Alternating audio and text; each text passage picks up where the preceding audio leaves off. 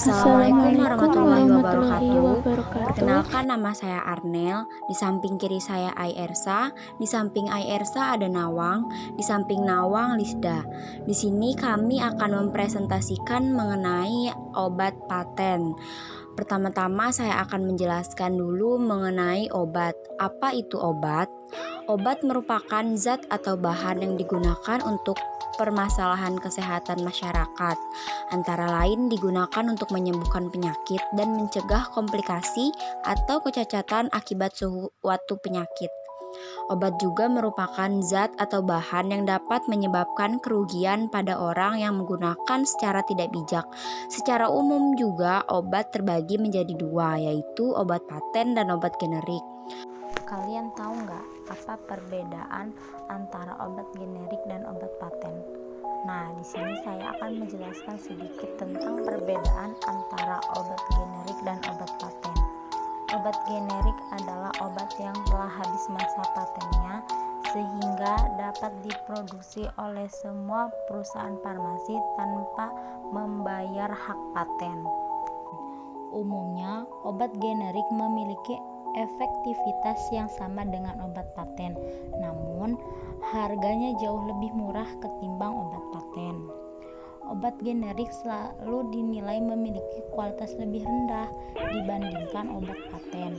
Hal ini karena harganya yang dinilai murah. Pada dasarnya, tidak ada perbedaan mengenai pembuatan dan registrasi obat generik dan obat paten.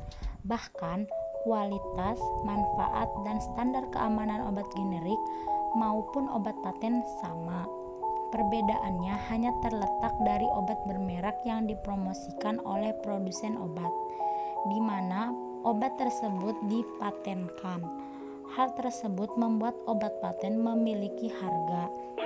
Unsur yang membedakan obat paten dan obat generik hanya pada harganya saja. Namun, untuk komposisi atau isi obat, kegunaan, dan tingkat keberhasilan sama. Untuk menjaga kualitas obat di pasaran, Badan Pengawas Obat dan Makanan atau BPOM melakukan inspeksi rutin dan untuk menguji kualitas obat.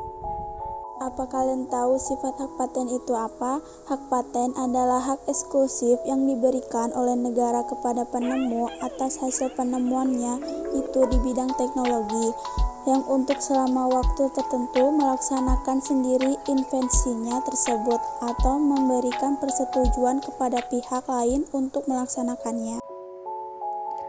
Alasan mengapa obat generik itu lebih murah dibandingkan dengan obat paten, karena produsen membeli bahan baku dalam jumlah yang banyak, jadi akan lebih murah dari segi biayanya. Lalu dalam pengemasan obatnya, obat generik juga dibuat dengan sangat sederhana. Ada 3 warna saja dalam kemasannya, yaitu yang didominasi oleh warna putih yang diberikan pada logo obat generik.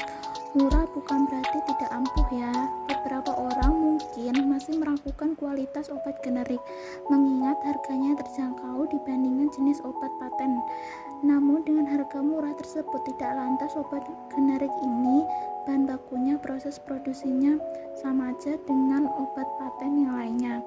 Harga yang terjangkau bukan berarti obat tersebut tidak aman dan tidak ampuh. Hal ini telah dibuktikan di obat generik.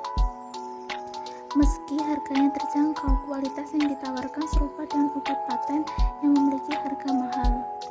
Apa benar obat paten ampuh untuk mengobati penyakit?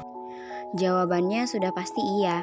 Badan POM di Amerika Serikat mengungkapkan bahwa semua jenis obat paten, baik yang membutuhkan resep dokter maupun obat bebas, cenderung ampuh dan aman dikonsumsi.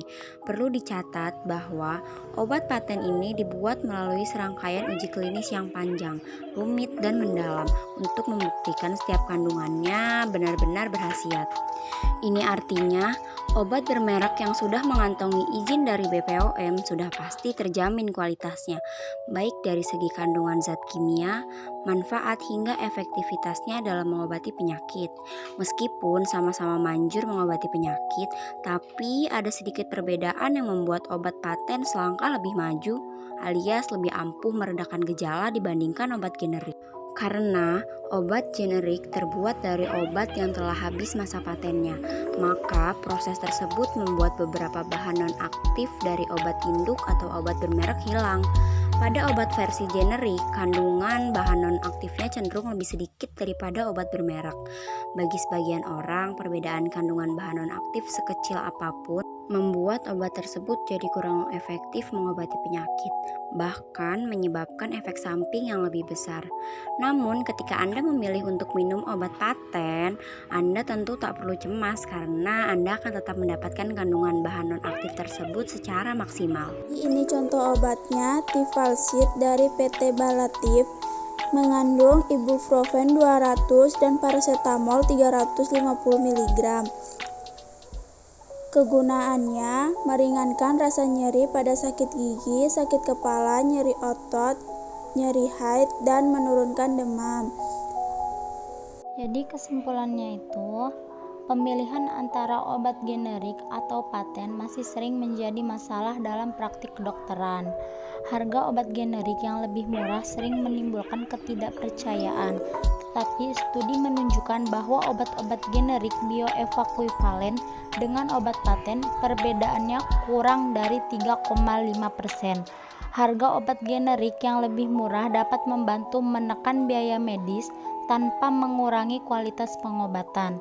Meskipun demikian, bahan eksipein yang lebih murah dapat menyebabkan efek samping yang cukup berat bila dilakukan peralihan obat dari paten menjadi generik. Pemilihan obat paten harus dipertimbangkan, terutama pada penggunaan obat dengan indeks terapeutik sempit, obat penyakit kronis, psikotropika, dan pasien lansia. Walaupun demikian, hal ini tidak berarti pasien dengan kondisi-kondisi tersebut harus menggunakan obat paten. Pasien tetap bisa menggunakan obat generik asalkan dokter melakukan kontrol dan pemantauan.